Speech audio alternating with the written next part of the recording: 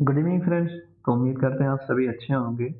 तो पहले लेक्चर्स में मैंने बहुत सारे क्वेश्चन सॉल्व किया हुआ था और हम सीखे थे रैंक कैसे फाइंड कर सकते हैं मैट्रिक्स का, आइगन वैल्यूज भी देखे थे और सिस्टम ऑफ इक्वेशन सॉल्व किए थे। आज हम कुछ और क्वेश्चन सॉल्व कर लेते हैं और लीनियर अलजेब्रा को सीखते हैं।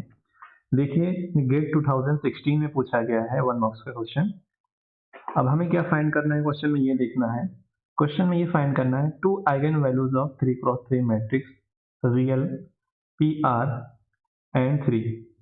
ठीक है, एक दिया हुआ two eigen values of a 3x real matrix. किसी एक रियल मैट्रिक्स का जो ऑर्डर 3 है उसका एक आइगन वैल्यूज ये है और दूसरा ये है, तो डिटरमिनेंट्स फाइंड करना है मैट्रिक्स का। तो क्या क्वेश्चन में पूछा है, जो हमारा ये पी मैट्रिक्स है, ये जो ऑर्डर है इसका 3x3 का, ठीक है। अब क्वेश्चन में ये दिया हुआ इसके एक eigen values 2 plus root minus i, मतलब ये दिया हुआ है 2 प्लस आयोटा, ये दिया हुआ एक आइगन वैल्यूज ये है, दूसरा ये है, तो डिटरमिनेंट फाइंड करना है इस मैट्रिक्स का। तो देखिए ऑर्डर क्या है 3x3, तो आइगन वैल्यूज भी इसके 3 बनेंगे, लेमडा 1, लेमडा 2 और लेमडा 3। तो प्रॉपर्टी यूज कर लेते हैं। देखिए डिटरमिनेंट्स ऑफ मैट्रिक्स क्या होगा, डिटरमिनेंट्स ऑफ मैट्रिक्स हो जाएगा प्रोडक्ट ऑफ आइगन वैल्यूज। तो हम आइगन वैल्यूज का प्रोडक्ट फाइंड कर लें तो हमारा वही हो जाएगा डिटरमिनेंट्स। ठीक है, अब देखिए कैसे फाइंड करना है। पहले तो हम आइगन वैल्यूज देख लेते हैं। एक है यहाँ पे 3, यहाँ पे मैंने पुट कर दिया 3 इंटू, उसके बाद दूसरा क्या है 2 प्लस आई। अब तीसरा पता ही नहीं है, देखिए तीसरा कहाँ से, आइगन वैल्यूज कॉम्प्लेक्स नंबर के फॉर्म में हो, ठीक है, तो वो हमेशा पेयर में होंगे, कभी भी एक कॉम्प्लेक्स नंबर के फॉर्म में नहीं होगा, हमेशा पेयर में होगा।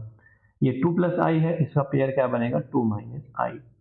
तो आइगन वैल्यूज किसी स्क्वायर मैट्रिक्स, जो भी मैट्रिक्स होगा उसके आइगन वैल्यूज जब मिलेंगे कॉम्प्लेक्स नंबर के फॉर्म में हमेशा पेयर में होंगे, ठीक है।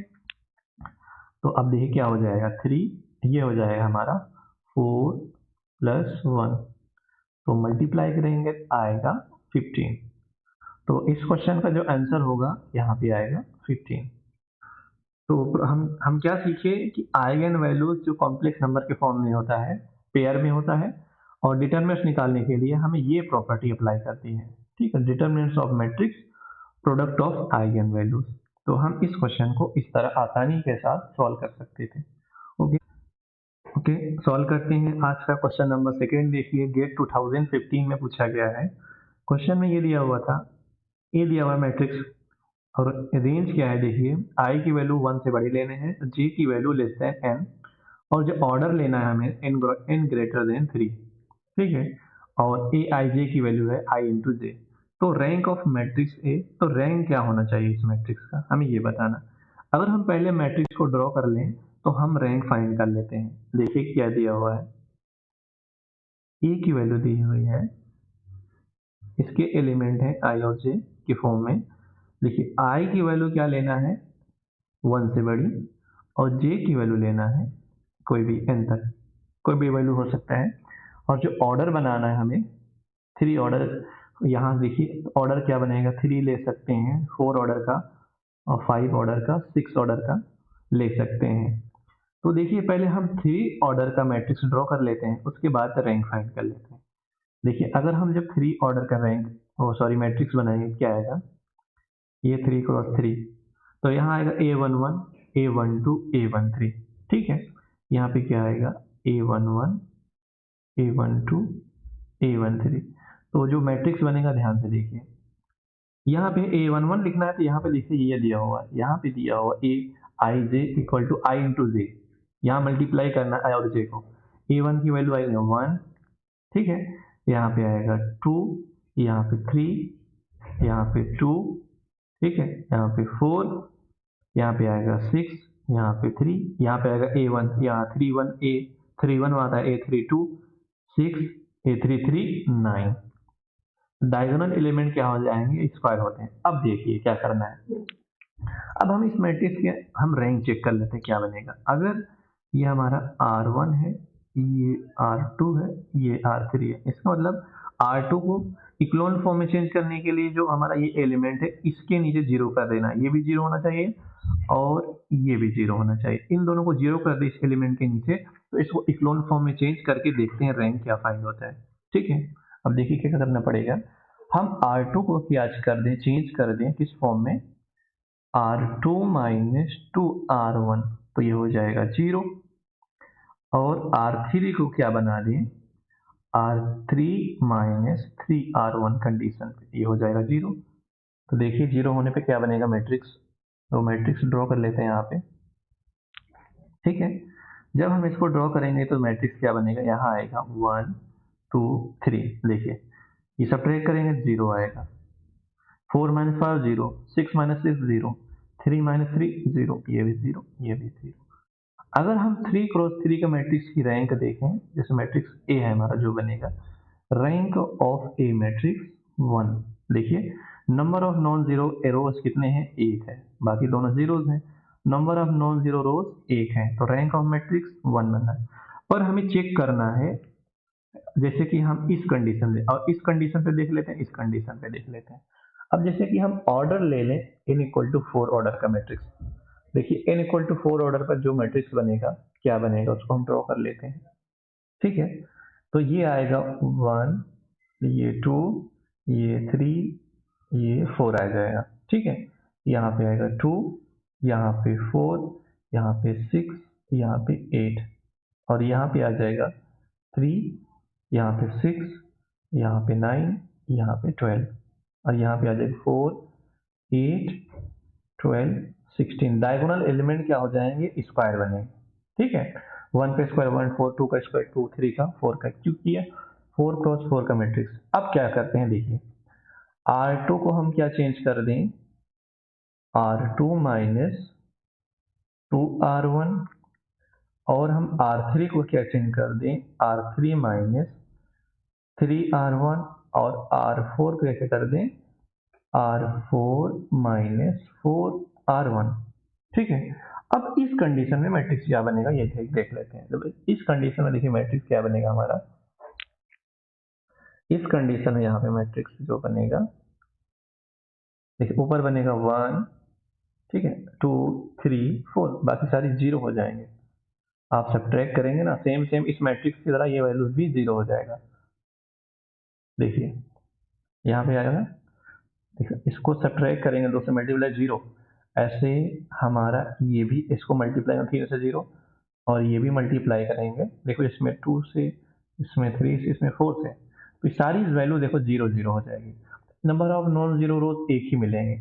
आप चाहे ऑर्डर 3 का लें, 4 का लें, 5 का लें, 6 का लें, किसी भी वैल्यूज का लें जब ऑर्डर, तो इस मैट्रिक्स के जो रैंक बननी है 1 बननी है। ठीक है, एक ही number of non zero rows मिलेंगे, सिर्फ एक, तो इस मैट्रिक्स का जो रैंक बनना है 1 बन जाएगा। ठीक है, तो rank of matrix equal to 1। तो हम इस क्वेश्चन को ऐसे सॉल्व कर सकते थे। ओके, उम्मीद करते हैं आपको ये समझ में आया होगा। Thank you. सॉल्व करते हैं आज का क्वेश्चन नंबर 3। देखिए गेट 2015 में पूछा गया है। हम इस क्वेश्चन को कैसे सॉल्व कर सकते हैं, देखिए for what value of p the following set of equation will have no solution. तो क्वेश्चन में ये पूछा है, सिस्टम इक्वेशन दिया हुआ है, p के किस वैल्यू के लिए ये जो सिस्टम इक्वेशन है नो सॉल्यूशन, कोई भी सॉल्यूशन नहीं मिलेगा। तो हम इस मैट्रिक्स को, जो ये हमारा सिस्टम इक्वेशन है, इसको मैट्रिक्स के फॉर्म में चेंज कर लेते हैं। तो क्या बनेगा, देखिए मैट्रिक्स के फॉर्म में बनेगा A X equal to A B form में, क्योंकि ये नॉन होमोजीनियस इक्वेशन है। तो कोफिशिएंट मैट्रिक्स जो बनेगा ए, यहाँ पे आएगा 2, यहाँ पे 3, यहाँ पे 3, यहाँ पे p, और जो हमारा ये बनेगा ये आएगा x और y इक्वल टू, ये हमारा b बन जाएगा। ठीक है, थोड़ा सा कलर चेंज कर लेते हैं। अब देखिए क्या करना है, ऑगुमेंट मैट्रिक्स लिख लेते हैं। ठीक है, ऑगुमेंट मैट्रिक्स, सिस्टम ऑफ इक्वेशन के ऑगुमेंट मैट्रिक्स से हम फाइंड कर सकते हैं, सॉल्यूशन फाइंड कर सकते हैं। यहाँ पे 2 3 3 p 5 10 कह रहा है नो सॉल्यूशन। यहाँ पे क्वेश्चन में पूछा है नो सॉल्यूशन, इसका मतलब ये है कि जो रैंक बनेगी ऑगमेंट मैट्रिक्स और ये आपस में रैंक इक्वल नहीं होने चाहिए। ठीक है, इसका मतलब ये, या फिर हमारा इस जो रैंक ए है इसकी रैंक 2 हो जाए और इसकी ऑगमेंट की रैंक 1 हो जाए, तो इक्वल नहीं होंगे, तो इस कंडीशन में नो सॉल्यूशन मिलेगा। तो हमें ये अप्लाई करना है। देखिए, तो ऐसे करते हैं, इसमें एलिमेंट्री ट्रांसफॉर्मेशन यूज कर लेते हैं क्लोज फॉर्म में चेंज करने के लिए। क्या करते हैं, इसके नीचे जो वैल्यू है उसको हम 0 बना लेते हैं। ठीक है, इसके नीचे जो भी वैल्यू है इसको हम 0 बना लेते हैं और इसको सॉल्व कर लेते हैं। तो क्या करेंगे, हम R2 को क्या कर दें, ठीक है, देखिए क्या बनाना है, R2 को कर लें 2R2 माइनस 3R1। इसमें 2 से मल्टीप्लाई कर दें तो इसमें 3 से मल्टीप्लाई कर दें, तो ये वैल्यू 0 हो जाएगा। बाकी को छोड़ दें, हमें ध्यान ना दें। 2 3 5 ऑगमेंट मैट्रिक्स, यहाँ पे क्या आएगा 0। अब इसमें करें 2p, यहाँ पे मल्टीप्लाई करें 2p माइनस 9, और यहाँ पे क्या आएगा, यहाँ पे आ जाएगा 20 माइनस 15, ये कंडीशन। ठीक है, अब देखिए कह रहा है नो सॉल्यूशन। ऐसा करते हैं, अगर ये वैल्यू हमारी 0 हो जाए, ये इसको हम 0 कर दें, तो क्या होगा, कंडीशन क्या मिलेगा, तो रैंक ऑफ ए हमारा 1 हो जाएगा और रैंक ऑफ ऑगमेंट मैट्रिक्स 2 हो जाएगा। इस कंडीशन में रैंक इक्वल ना हो तो नो सॉल्यूशन। ठीक है, क्या मिलेगा, नो सॉल्यूशन। तो सॉल्यूशन नहीं मिलना चाहिए, तो क्या करना है, हमें ये वैल्यू 0 होनी चाहिए, तो इसको 0 कर लेते हैं। ये आएगा 2p माइनस 9 इक्वल टू 0, तो p की वैल्यू आएगी 9/2 इक्वल टू 4.5। तो आंसर क्या आएगा, यहाँ पे फिल इन द ब्लैंक का क्वेश्चन है, तो आंसर आएगा 4.5। ठीक है, तो क्वेश्चन में हमें ये ध्यान देना है, नॉन होमोजेनियस इक्वेशन है, तो हमें ऑगमेंट मैट्रिक्स के रैंक इक्वल नहीं होने चाहिए कोफिशिएंट मैट्रिक्स का। ये कंडीशन के अकॉर्डिंग हम p की वैल्यू को फाइंड कर सकते थे। Okay, thank you. Good evening friends, solve करते हैं आज का क्वेश्चन नंबर 4। देखिए, लीनियर अलजेब्रा का गेट 2008 में आया हुआ क्वेश्चन है। हम इस क्वेश्चन को कैसे सॉल्व कर सकते हैं, देखते हैं। मैट्रिक्स दिया हुआ है 3x3 का है, और क्वेश्चन में ये दिया हुआ है इस मैट्रिक्स के एक आइगन वैल्यूज 3 है। तो क्वेश्चन में पूछा है sum of 2 eigen values of the matrix. ठीक है, तो देखिए सॉल्व कैसे कर सकते हैं। तो सॉल्व करने के लिए देखिए, सम ऑफ आइगन वैल्यूज, आई मान लिया इसको, क्या होता है, trace of matrix. Trace of matrix, और ट्रेस क्या होता है, sum of principal diagonal element का सम। ये हमारा इसका सम लेना है, तो सम लेंगे ट्रेस की वैल्यू, देखिए क्या आएगा। तो हम क्या सॉल्व करते हैं, पहले देखिए कितने आइगन वैल्यूज मिलेंगे, ऑर्डर के अकॉर्डिंग 3, तो क्या बनेगा, λ1 प्लस λ2 प्लस λ3 इक्वल टू। अब उसने पूछा है, क्वेश्चन में ये दिया हुआ ट्रेस ऑफ, देखिए आइगन वैल्यूज का सम, एक आइगन वैल्यूज दिया हुआ है और हमें फाइंड करना सम ऑफ 2 आइगन वैल्यूज, मतलब इन दोनों का सम। यहाँ पे रख दिए मैंने 3 प्लस λ2 प्लस λ3 इक्वल टू। अब equal some of eigen value होता है trace of matrix. Trace of matrix diagonal element का सम निकाल लेना है। ये आएगा p प्लस 1, तो क्या आ जाएगा, λ2 plus λ3 equal to p minus 2, ये हो जाएगा। ठीक है, प्रॉपर्टी अप्लाई करना है, आइगन वैल्यूज को सॉल्व कर सकते हैं। देखिए क्वेश्चन में यही पूछा था, सम ऑफ 2 आइगन वैल्यूज, तो 2 आइगन वैल्यू का सम क्या होना चाहिए, p minus 2। Okay, thank you. Solve करते हैं आज का क्वेश्चन नंबर 5। देखिए, गेट 2006 में क्वेश्चन में पूछा गया है, गेट 2006 में 2 मार्क्स के लिए। The eigen values and corresponding eigen vectors और 2x2 मैट्रिक्स। ठीक है, गिवन आइगन वैल्यूज λ1 8 λ2 4 और आइगन वेक्टर दिया हुआ है 1 1 1 माइनस 2। तो मैट्रिक्स क्या होना चाहिए, तो इन 4 ऑप्शन में से किस मैट्रिक्स के आइगन वैल्यूज हमें 8 और 4 मिलेगा, और इनके अकॉर्डिंग आइगन वेक्टर 1 और ये दोनों आइगन वेक्टर मिलने वाले हैं। तो इन 4 ऑप्शन में से देखिए कैसे सॉल्व कर सकते हैं।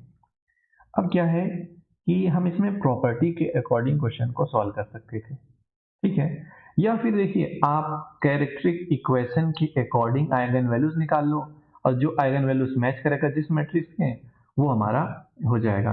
अब characteristic A minus lambda I equal to 0, इस कंडीशन से सारी मैट्रिक्स को टेस्ट करेंगे और जो भी वैल्यू आएगा वो हमारा आंसर हो जाएगा। ठीक है, ये भी हो सकता है। अब दूसरी एक प्रॉपर्टी अकॉर्डिंग करते हैं। अगर जैसे कि देखिए हमारा 2x2 का मैट्रिक्स है, ठीक है, 2x2 का मैट्रिक्स, अगर हम इसके दो आइगन वैल्यूज मिलेंगे लेमडा 1 लेमडा 2, अगर हम आइगन वैल्यूज का सम करें तो क्या आता है, ये प्रिंसिपल डायगोनल एलिमेंट का सम a11 प्लस a22। तो इस प्रॉपर्टी के अकॉर्डिंग हम मैट्रिक्स को टेस्ट कर सकते हैं। जैसे कि देखिए पहले इसको ऐड करेंगे तो यहाँ पे लेमडा 8 दिया है 4 दिया, तो क्या आएगा 12। तो इसका मतलब इन चार मैट्रिक्स में ये देखना है कि इस मैट्रिक्स के हम ट्रेस लेने पे हमें वैल्यू 12 आनी चाहिए। इसको लिए तो ये 4 आएगा कैंसिल, इसको लिए ये भी 8 आएगा कैंसिल, ये 8 आएगा कैंसिल। अब इसको देखिए ये 6 6 12, ठीक है। और दूसरी प्रॉपर्टी क्या है, determinants of matrix equal to product of eigen values, ये आएगा 32। आप प्रोडक्ट के अकॉर्डिंग में इसको सॉल्व कर सकते थे, पर सिंपल इस प्रॉपर्टी को यूज कर लो। सम ऑफ आइगन वैल्यूज क्या होता है, ट्रेस ऑफ मैट्रिक्स, और ट्रेस ऑफ मैट्रिक्स क्या होता है, sum of principal diagonal element. इन दोनों को ऐड करो 12, तो इसके प्रिंसिपल डायगोनल ऐड कर लो चार ऑप्शन में से, देखिए आएगा 12। तो ऑप्शन नंबर ए हमारा आंसर हो जाएगा। तो आप इस क्वेश्चन को ऐसे सॉल्व कर सकते थे या फिर आप इस इक्वेशन का यूज करके भी सॉल्व कर सकते हो। तो आपको जो आसान लगे आप आसान की ओर जाएं। Okay, thank you. सॉल्व करते हैं आज का क्वेश्चन नंबर 6। देखिए गेट 2006 में पूछा गया है। क्वेश्चन में ये पूछा गया था, मैट्रिक्स दिया हुआ है, one of eigen values 3, the other eigen values of this matrix. तो ये हमारा 3x3 का मैट्रिक्स है और इस मैट्रिक्स के हमें दो आइगन वैल्यूज फाइंड करने हैं। एक तो आइगन वैल्यूज 3 है, तो दो आइगन वैल्यूज और क्या हो सकते हैं। जब भी मैट्रिक्स के आइगन वैल्यूज के को एक दिया हो दो दिया हो तो आप सिंपल प्रॉपर्टी को यूज करके क्वेश्चन को सॉल्व करने की कोशिश करेंगे। आप कैरेक्टरिस्टिक इक्वेशन का इस्तेमाल नहीं कर सकते, यहाँ पे कर सकते हैं पर यह है कि लेंदी बहुत जाएगा, आप परेशान हो जाओगे। ठीक है, तो इसलिए प्रॉपर्टी बनाई गई है ताकि बड़े से बड़े मुश्किल से मुश्किल क्वेश्चन को सॉल्व कर सकें। प्रॉपर्टी का क्या इस्तेमाल है, देखिए आइगन वैल्यूज देखिए इसमें तीन मिलेंगे। एक क्या मिलेगा, लेमडा 1 लेमडा 2 और लेमडा 3। एक आइगन वैल्यूज 3 दिया हुआ है, ठीक है। तो क्वेश्चन में ये पूछा है बाकी आइगन वैल्यूज क्या होंगे, चार ऑप्शन में से दो और आइगन वैल्यूज कौन हो सकते हैं। तो प्रॉपर्टी क्या है, सम ऑफ आइगन वैल्यूज क्या आएगा, plus lambda 2 plus lambda 3 equal to क्या, sum of principal diagonal element. तो क्या आना चाहिए, सम क्या आना चाहिए, यहाँ आएगा 1, तो हो जाएगा lambda 2 plus lambda 3 equal to -2। तो एक आइगन वैल्यूज है यहाँ, तो दो आइगन वैल्यूज का सम क्या होना चाहिए, -2 होना चाहिए। इन दोनों को ऐड करोगे 7 आएगा ना, ये तो कैंसिल हो गया। इन दोनों को ऐड करोगे तो 8 आएगा कैंसिल, इसको ऐड करोगे इसको इन दोनों को, ये आएगा -2, इसको ऐड करोगे -3, मैच कर लो। दो आइगन वैल्यूज का सम क्या होना चाहिए, -2। तो दो आइगन वैल्यूज का सम होना चाहिए -2। तो हम इस क्वेश्चन को इस तरह सॉल्व कर सकते थे। Okay, thank you. सॉल्व करते हैं आज का क्वेश्चन नंबर 6। देखिए गेट 2006 में क्वेश्चन में पूछा गया है, मैट्रिक्स दिया हुआ है और मैट्रिक्स में दिया eigen values corresponding to eigen vectors. तो इस आइगन वेक्टर के करस्पॉन्डिंग आइगन वैल्यूज क्या होना चाहिए। तो देखिए आइगन वैल्यूज फाइंड करने के लिए क्या इक्वेशन होती है, A X equal to lambda X. तो ये हमारा दिया हुआ है आइगन वेक्टर, तो हमें फाइंड करना है आइगन वैल्यूज। तो देखिए कैसे फाइंड कर सकते हैं, 4 2 2 4, और ये क्या दिया हुआ है 101 101 इक्वल टू लेमडा, और यहाँ पे आएगा 101, यहाँ पे आएगा 101। ठीक है, अब इसको मल्टीप्लाई कर लेते हैं। मल्टीप्लाई करेंगे देखिए क्या आएगा, ये मल्टीप्लाई करेंगे 4 multiply 101 plus 2 multiply 101 equal to क्या आएगा, लेमडा इंटू 101। एक इक्वेशन ये बनेगी, तो दूसरी भी बन सकती है, उसको छोड़ देंगे। अब देखिए इसको कैंसिल कर दिए, ये आएगा 6 इक्वल टू लेमडा। क्या आ जाएगा इस मैच, तो इसके अकॉर्डिंग हमारा जो लेमडा बनने वाला 6, तो ऑप्शन नंबर सी हमारा करेक्ट हो जाएगा। तो हम इस क्वेश्चन को ऐसे भी सॉल्व कर सकते थे, या फिर आप क्या कर सकते थे, इक्वेशन से आप आइगन वैल्यू फाइंड कर लें, फिर आइगन वेक्टर भी टेस्ट कर सकते थे। तो सिंपल सॉल्व कर सकते थे, इस इक्वेशन से हम आइगन वैल्यूज फाइंड कर सकते हैं। Okay, thank you. Good evening friends, solve करते हैं आज का क्वेश्चन नंबर 7। देखिए, और फाइंड करना है हमें रैंक ऑफ मैट्रिक्स। तो रैंक फाइंड करने के लिए या तो हम इस मैट्रिक्स के डिटरमिनेंट्स निकाल लेते हैं, ठीक है। मैट्रिक्स का डिटरमिनेंट निकाले 0 आ गया, तो रैंक हमारा 3 नहीं होने वाला है। अगर मैट्रिक्स हमारा डिटरमिनेंट 0 नहीं आया तो रैंक श्योर है 3 होने वाला है। तो ऐसा करते हैं, इसको इक्लोन फॉर्म में चेंज कर लेते हैं और डिटरमिनेंट निकाल लेते हैं। इसकी वैल्यू और इसकी वैल्यू के नीचे 0 कर देनी है। तो क्या करना है, R2 को करना है R2 माइनस R1, R3 को करना है R3 माइनस R1। इस कंडीशन में मैट्रिक्स जो बनेगा 1 0 0 1 1, यहाँ पे आएगा -2, यहाँ पे -1, यहाँ पे 0, यहाँ पे 0 हो गया। अब इक्लोन फॉर्म में चेंज होगा जब एक रो कंप्लीट 0 हो जाए, आप एलिमेंट्री ट्रांसफॉर्मेशन नहीं यूज करेंगे, वही मैट्रिक्स का रैंक हो जाएगा। इसको छोड़ के देखिए, नंबर ऑफ नॉन जीरो रोज 2 हो जाएंगे। तो रैंक क्या बनना चाहिए इस मैट्रिक्स का, ऑप्शन नंबर सी। चाहे आप डिटरमिनेंट्स निकाल लें या इक्लोन फॉर्म में चेंज करके इसको मैट्रिक्स के फॉर्म में बना के रैंक फाइंड कर सकते हैं। तो इस क्वेश्चन का जो रैंक बनने वाला है ऑप्शन नंबर सी इसका करेक्ट ऑप्शन हो जाएगा। Okay, thank you.